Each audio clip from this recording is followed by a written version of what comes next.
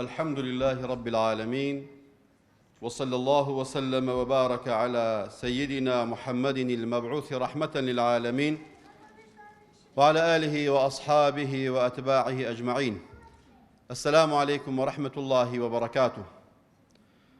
سرتادا زۆرخۆم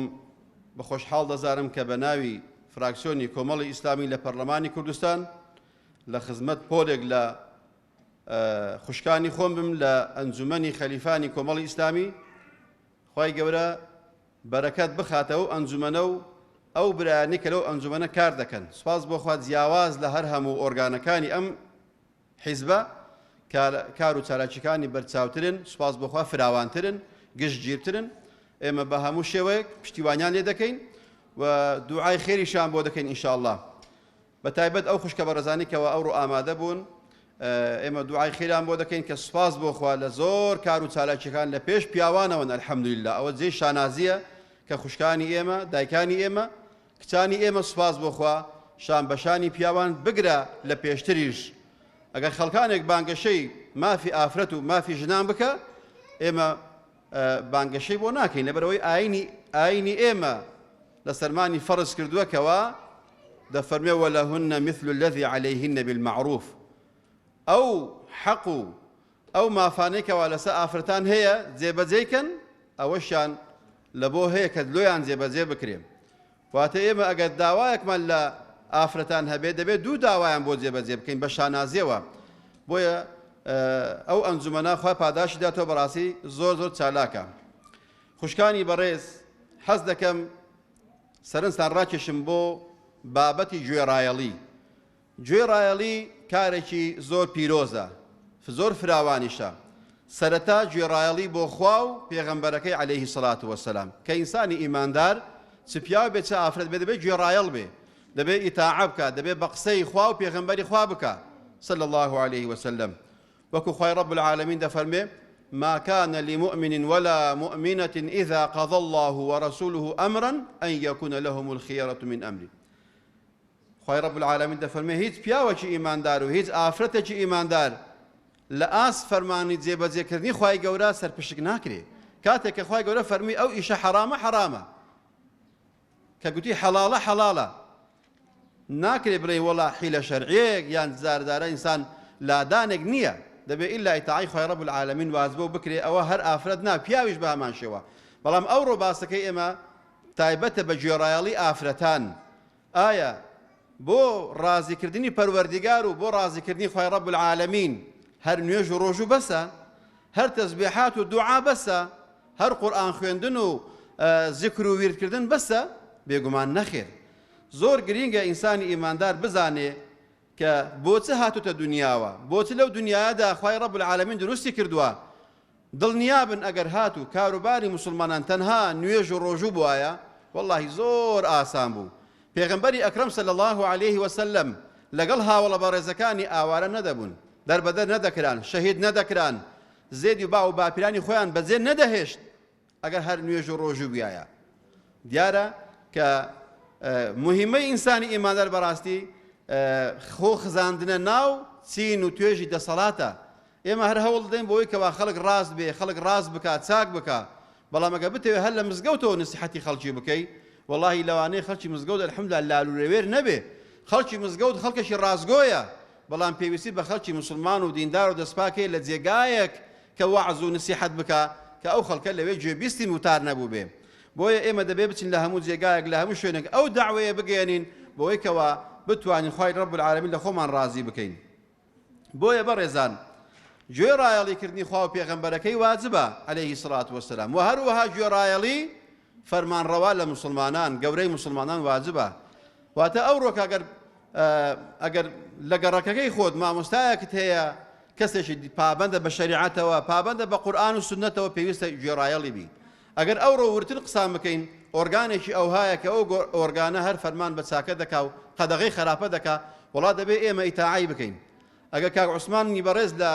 تەلەفۆنێکی کرد بۆی کە من بێمە ئێرانە، نەمتوانی تەهەڕوو بکەم، لەبەرەوەی پێم وایە واجبە بەڕاستی ئیستیجابەی ئەو کۆڕ و مناسباتانە بکرێ. کاتێکەوە ئینسان خۆی بۆ خوای رب العالمین یەکلا بکاتەوە، نابێ بۆ خەوێک، بۆ خواردنێک، بۆ ماندووبوونێک خۆ ببوێرێ. ئێستا چۆن جەنابتان لە خەو ئیسراحەتی خۆتان هاتوون بۆ ئەوەی کە وتارێک ببیستن ئێمەش بە هەمان شێوە وەکو ئێوە عەبدێکی مەئمورین لە خزمەت ئەو ئیسلامە داین بە شەو و ڕۆژ بە ئیزنی خوای رەب العالەمین. بۆیە خوشکانی بەڕێز پێغەمبەری خوا دەفەرمێ صلی الله عليه وسلم دەربارەی گوێڕایەڵی و دەربارەی ئیتاعاکردنی خوشکان بۆ پیاوەکانیان ئەوە مەبەستی منە. دەفەرمێ ئەیوم امرأة ماتت وزوجها عنها راض دخلت الجنة. پێغەمبەری خوا دەفەرمێ عليه الصلاة والسلام هەر ئافرەتێکی ئیماندار هەر ئافرەتێک هەر خوشتێک هەر کەسێک کە کاتێک وەفات دەکا ئەگەر هاوسەرەکەی پیاوەکەی لێ ڕازی بوو دەچێتە بەهەشتەوە. بەڕاستی ئەو مژدەیەکی خۆشە بەڵام ئاگادار بن لەو حاڵەتە حەسر نەکرێکەوە ئەگە پیاوەکەی نوێژ نەکرد بوو ئەگە پیاوەکەی ناحەق بوو ئەگە پیاوەکەی بە قسەی خوا پێغەمبەری خوای نەدەکرد ئەنجە لە ژنەکەی ڕازی نەبوو ئەوە نایگرێتەوە. پیاوێکی دیندار و مسلمان لە خێزانەکەی خۆی ڕازی بێ ئەو ئافرەتە بەهەشتیە کە ئێوە ئینشاءڵڵا پیاوەکانیشان وەکو خۆتان مسلمان و دیندارن. گوێڕایەڵی پیاوەکانتان گوێڕایەڵی کەسانێک کە لە خۆتان گەورەترە واللهی هۆی ڕەزامەندی خوای رەب العالەمینە جەل جەلالوه. وەکو خوای گەورە دەفەرمێ یا ئەیها الذین آمنوا أطيعوا الله وأطيعوا الرسول وأولي الأمر منكم. أي إيمان دارنا أي باور دارنا فرمان رواي خواتان قبول به پیغمبركي عليه الصلاة والسلام وأولي الأمر منكم قورا كانشتان ليرا نهندك لزانان دفرمون اگر آفرد به پیاوكي شمولي دكا ولي أمري به سرپرشتياري به خمخوري به اگر كذبه لمال بابي باوشي برايكي بهمان شوا بلام آگادار بن اوي كوا باز دكريكا پیاو سالاريه یان پیاو دەمڕاستیە هەرچی هەبێ لە ئیسلامدا ئەوە نییە. طبعا شەرع سالاری لە ئیسلامدا هەیە دەبێت شەرع سالار بێ نەوەک پیاویان ئافرەت. سە هەندێک حاڵەتی وا هەیە هەندە باسی مافی و ڕۆڵی ئافرەت دەکرێت پیاو بێ ماف دەکرێت. زاری وا هەیە ئێمە ئاگادارین کەوا برایان هاتوون سکاڵایان تۆمارکۆ لە دژی ژنەکانیان تۆند و تیژیان بەرامبەر کراوە. نابێ نە ئافرەتان مەزلوم بن نە پیاوانش مەزلوم بن. دەبێت ئیتاعی خوا بکەن و شرعی خوا سەروەر بێ و شەرعی خوا گوێڕایەڵی بکرێ جەل جەلالوه. لەوانەیە کەسێک بپرسێ ئەگەر پیاوەکەی نوێژنەکەر بوو پیاوەکەی ڕۆژوونەگەر بوو پیاوەکەی کەسێکی لار و لەوێر بوو فەرمانی کارێکی خراپی بە ئافرەتەکەی خۆی کرد ئایا ئیتاعی بکە یان نا؟ بێگومان نەخێر. بێگومان گوێڕایەڵی هیچ کەسێک ناکرێت لە گوناه و تاوان. ئەگەر پیاویە برایە باوغە نابێ گوێڕایەڵی بکەیت بە فەرمودەی کە دەفەرمێ لا طاعة لمخلوق في معصية الخالق. فرمان ڕەوایی و گوێڕایەڵی و سەمع و تاعە نییە بۆ خەڵکانێک ئەگەر فەرمان بە چاکە بە خراپە بکەن. کاتێک ئەمرت پێ دەکا گوناهێک تاوانێک خراپەیەک ئەنجام بدەیت واللهی بۆ تێ سەمع و تاعی نەکەی بەڵام ئەگەر بکرێت بە حەکیمانە بێ بە عاقڵانە بێ بە ژیرانە بێ. بەداخەوە لەڕێ ئەو پەیوەندیانێکەوە بەمنەوە دەکەی لەڕێی بەرنامەکانمەوە دوا بە دوای بەرنامەکان خەڵکێکی زۆر تەلەفۆن دەکا ئافرەتی وا هەیە دەگریا سوێن دەخوا دەڵێ والله مامۆستا لە دەست پیاوەکەم نازانم چۆن بێمە دەرەوە. سوێندی خواردووە ئەگەر بە چەفیەوە بچێ دەرەوە بە پۆشاک و بە حیجام بڕۆی نایەوە ئەو ماڵی دەڵێ یان ناچمە دەرەوە یان کاتێک کە دەچم پیاوەکەم دیار نەبێ. بەداخەوە ئەوڕۆکە هەندێک لە پیاوان وایان لێ هاتووە فەرمان بە خراپە دەکەن بۆیە ئیتاعەشیان نەک واجب نییە نەک هەر خێریش نییە نەخێر نییە حرامیشە ئیتاعی ئەو نوع پیاوە بکەیت. معلومە کە لە چەند ڕۆژی ڕابردوو دەستگای ڕۆشنبیری نووری حیکمە کۆڕێکی جێڕا بۆ ئەو بەڕێوەزانە دکتۆر عوسمان هەڵەبجەی بەڕاستی شتێکی زۆر باشیان باس کرد لەوەی کەوا ئافرەت پارچە قوماشێکی بەسەری داداوە هەموو بێدینەکان دژایەتی دەکەن هەموو عەلمانیەت و هەموو کوفری دنیا دژایەتی دەکەن وەکو ئەو پیاوەیەکەوە کتابەکەی نووسیوە دیموقراتیەتون بلا حیجاب. دیموقراتیەت جێی هەموو کار و کردەوەیەک دەبێتەوە جێی هەموو ئیشێک دەبێتەوە بەڵام جێی چەفیەک و لەسکێکی خوشکێک نابێتەوە. ئەوە چ ئازادیەکە چ دیموقراتیەکە. بۆیە خوشکانی بەڕێز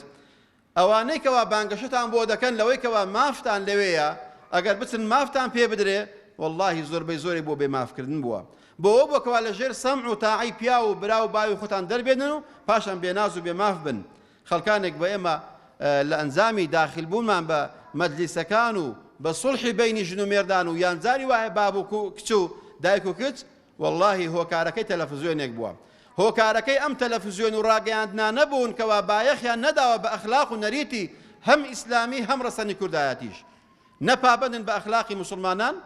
نەپابەندن بەو نەریت و داب و ڕەوشتە جوانەی باو باپیرانی ئێمە هەیان بووە. وەرە تەمەشای داپیرەکانی ئێمە بکە تۆ خوا کاتێکەوە زلێکی کوردی لەبەر دەکا بزانن چ جێیەکی عیبی هەیە. چ شوێنێکی دیارە بزانە هیچ جێیەکی ئەو دایکەی ئێمە پێدعیبە لە بازار بڕوا لە جێگایەک بڕوا نەخێر بۆ لەبەر ئەوەی جلیت باو باپیرانی ئێمە کە پابەندبوون بە قورئان و سنەتەوە ئەدی لەگەڵ ڕێز و حرمەتم بۆ ناوەکەی جلی کوردی ئەوڕۆ ئی ئافرەتان کە دەڵمی ئەوڕۆ بەس نە مۆدیلەکەیەتی تخوا شەرمت بەخۆ نەپێی بچی ئاوەدانیا تخوا ئینسان ڕووی هەڵدێنە پێی بڵێ من مسلمانێکی کوردم کاتێک ئەو جل بەرگە لە بەدەکەی بەداخەوە واللهی کە کاتێک ئەوانی شەرم ناکەن ڕوبەڕوومان دێن ئێمە شەرمیان لێ دەکەین ئێمە ڕووی خۆمان وەردەگێڕن لە بەرەوەی ئەوان ڕوو بکەن لایەکی ئێمە ڕووی خۆمان وەردەگێڕین کە بە ناوی جلی کوردی و بە ناوی ڕۆژی جلی کوردی وایان لە جلی کوردی کردو بەداخەوە کە بەس ڕێز و خۆشەویستی بۆ ئەو جلکە نەماوە بەداخەوە بۆیە گوێڕایەڵی کاتێک واجبە ئەگەر ئەو کەسە بە قسەی خوا و پێغەمبەری کرد صلی الله عليه وسلم خوشکانی بەڕێز ئەگەر بێت و ئێوە ئیتاعی پیاوە ئیماندارەکان بکەن پیاوە مسلمانەکان بکەن واللهی ئەجرتان زۆر گەورەیە زۆر جاری وهەیە لە نوێژ و ڕۆژووی سنەت خێری زیاترە لە بەو ئەوەی کەوە تەبایی ماڵت بەرەکەتی ماڵت ئاسوودەیی و خۆش گوزەرانی ماڵت بە ئیتاعەکەیەوە بەڵام ئەگەر هاتو لەسەر دوو ڕکعات نوێژ کێشەیەک دروست بوو مەیکە بڕۆ ئیتاعی پیاوەکەت بکە گوێڕایەڵی پیاوەکەت بە پیاوەکەت ڕازی بکە بۆیە دەفەرمون لە سەردەمی پێغەمبەری خوا صلی الله عليه وسلم پیاوەک هەبووە پیاوەکی دڵڕەق بووە پیاوێکی تند و تووڕە بووە تند و تیژ بووە لەگەڵ ئافرەت و ماڵی خۆی چەند جاران خەبەر بۆ ژنەکەی دێ دەڵێن ئەی فڵان وەرە باوکت شڕە نەخۆشە ئەویش داوا لە پیاوەکەی دەکا پیاوەکەی ئیزنی نادا بچێ بۆی کەوا سەردانی بابی بکە سەردانی بابی بکە کە نەخۆشە زاری دووەم خەبەر هات گوتیان بابت زۆر شڕە ئافرەت ئەگەر نەگەی بابت وەفات دەکا زاری دووەم پرسی لە پیاوەکەی کرد پیاوەکەی وتی نابێ بڕۆیە دەرەوە پیاوەکەی پیاوێکی ڕق بووە ئێمە تەبعاً لەگەڵ ئەوە دانین کە پیا بەو شێوازە ڕەفتار بکە بەڵام ئاگادار بن سەمع و تەعا لێرە چەند گرینگە زاری سێم وتیان فڵان کەس بابت وەفاتی کرد دەبێ بێ بۆ سەر قەبران و بۆ سەر جەنازەکەی ئەویش دیسانەکە داوای لە پیاوە بەڕێزەکەی خۆی کرد کە ئیزنی بدا ئەها ئافرەتی مسلمان ئەو هایە دیسان پیاوەکەی ئیزنی نەدا بچێ بۆ سەر جەنازەی بابی کاتێکەوە کفن کراوە و بۆ سەر قەبرانی دەبن بۆ تەعزیەشی دەبن لێ نەگەڕاوە پیاوە ئافرەتەکەی بڕواتەوە بەڵام ئافرەتی عاقڵ و ژیر ئەوەیە سەیری کرد کە پابەندە بە قورئان و سنەتەوە هەستا گوتی وەڵی تاعی پیاوەکەم دەکەم فترەیەکی زۆر پاش ئەوەی کە بابیشی وەفاتی کرد و تەعزیەش تەواو بوو ئەنجا داوایان کوتیان دایکت زۆر دەگریا زۆر دڵ دەسووتێتەوە تخوا ئەگە بێ سەرێکی لێ بدێ خێرت دەگاتێ دیسان داوای لە پیاوەکەی کرد پیاوەکەی ئیزنی نەدا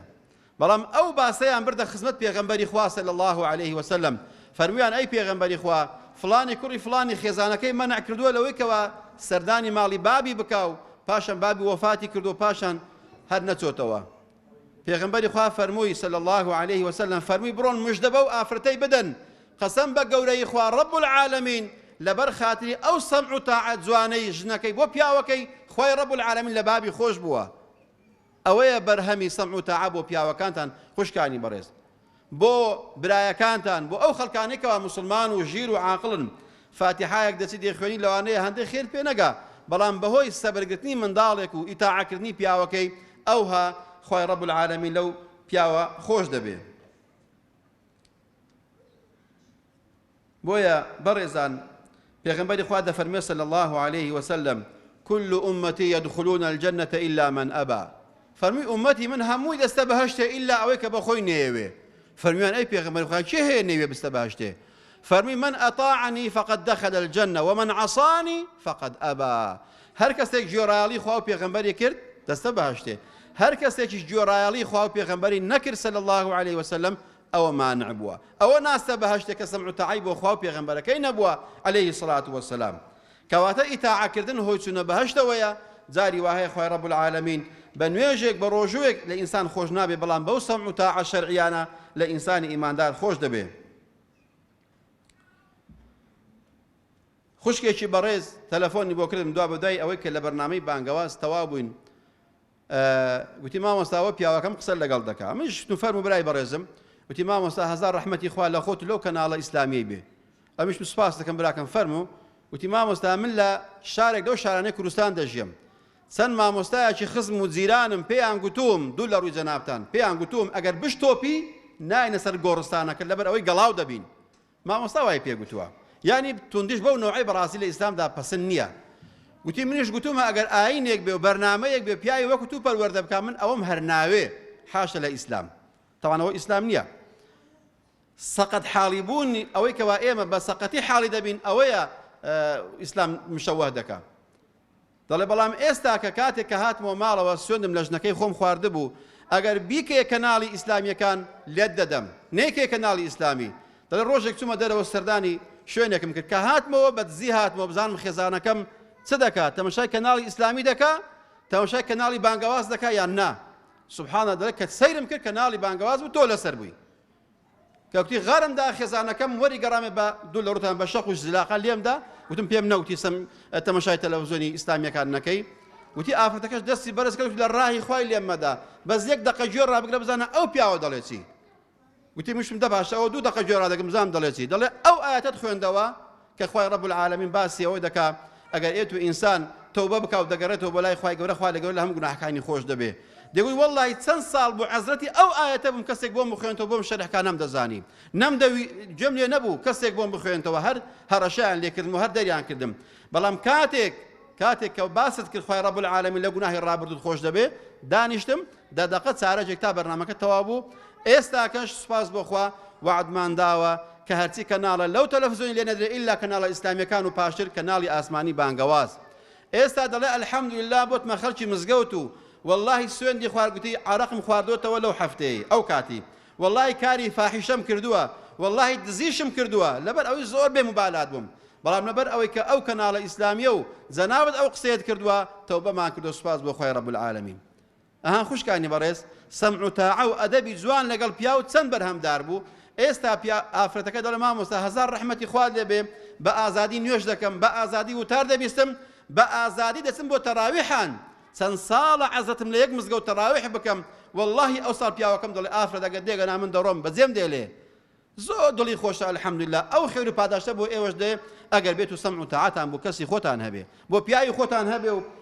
لە ڕوانگەی شەرع و لە چوارچێوەی شەرعەوە بەڕێزان بۆیە زەی دەستخۆشیە کاتێکەوە دەبینین لە ئەنجومەنێکی ئەوها زۆرترین ڕێژەی خوشکان کۆبووتەوە ئەلحەمدوللا نیشانەی ئەوەیە کە هەم خۆتان دیندارن هەمیش ئەو ئەنجومەنە چالاکە ئەلحەمدوللا ئێمە داوا دەکەین کە خۆتان و کچەکانیشتان بە هەمان شێوە